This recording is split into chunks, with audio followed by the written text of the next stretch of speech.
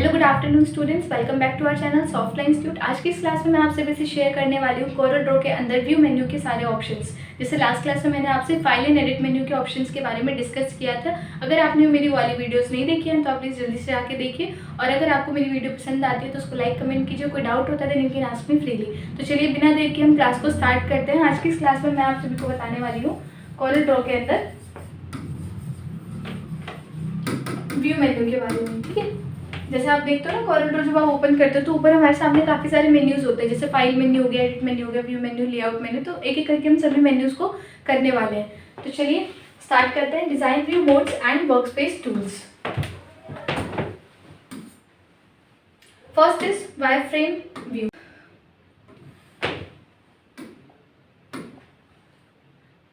Show only the outlines of your design. अब ये क्या करता है, ये हमारे पूरे ऑब्जेक्ट में से जो भी आपने कोई भी शेप बनाया तो ये सिर्फ और सिर्फ उसके आउटलाइन व्यू को शो करेगा।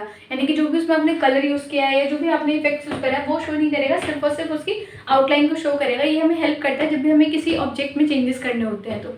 ठीक है, इसके बाद next is draft view. Draft view का क्या यूज होता है?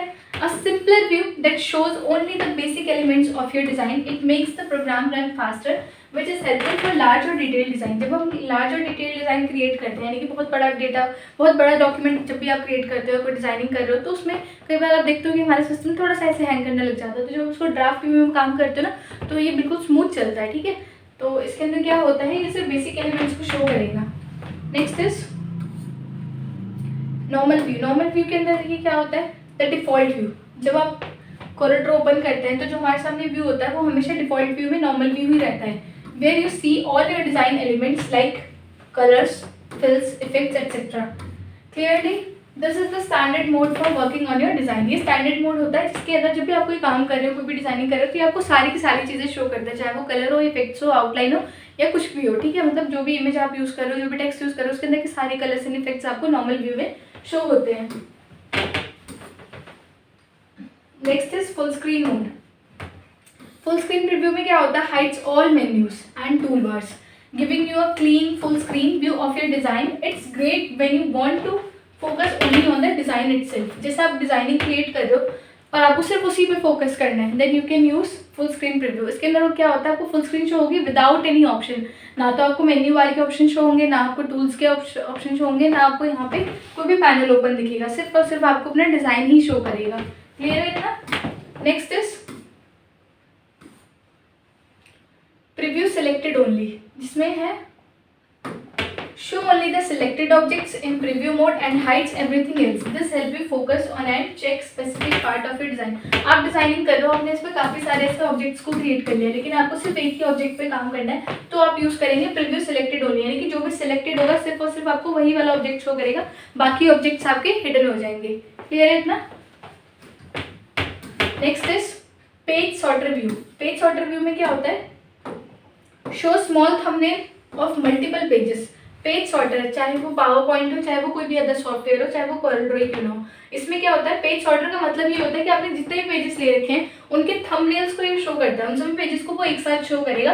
If you are working with a multi page document, अगर आपने मल्टीपल पेजेस ले रखे हैं, अगर आपने एक से ज़्यादा पेजेस ले रखे हैं तब आप इसका यूज़ कर सकते हो। This makes it easy to navigate between page quickly. अगर आपके जब आप इसका यूज़ करेंगे तो आपको सारे पेजेस इस तरीके से अपने स्क्रीन पर शो करेंगे। आपको जिस पेज पे जाना है आप डायरेक्ट उसको नेविगेट कर सकते हैं। फर्स्ट पेज देखना है, सेकंड पेज देखना है, थर्ड पेज देखना है। Clear?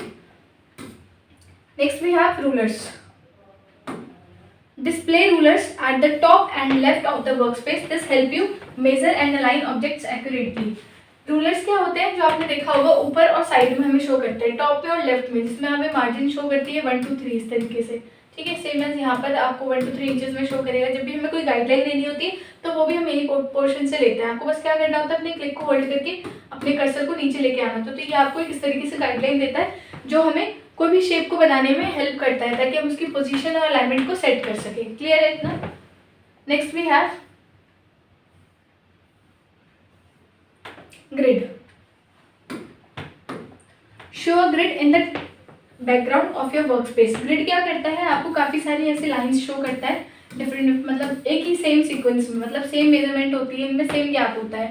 This grid helps you place and align objects more precisely. इसमें क्या होता है, जब भी आपको डॉक्यूमेंट बनाते हो तो ग्रिड की हेल्प से बिल्कुल परफेक्ट बनता है, ठीक है। तो इसलिए आप ग्रिड को ऑन कर सकते हो। ये आपको वर्किंग एरिया भी शो करता है कि आप कंप्लीट एरिया में अपने काम को इजीली कर सकते हैं, ठीक है। Next is guideline.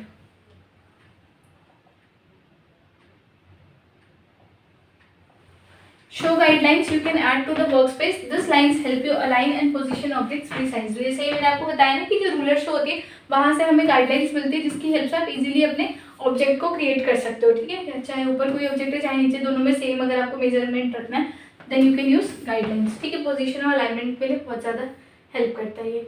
Next is show.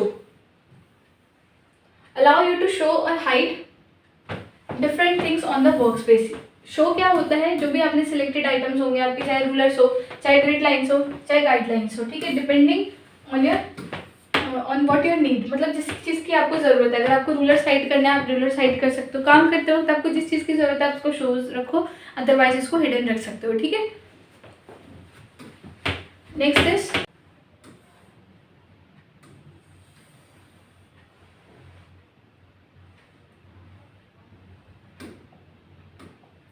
next we have snap to guide, grid and object.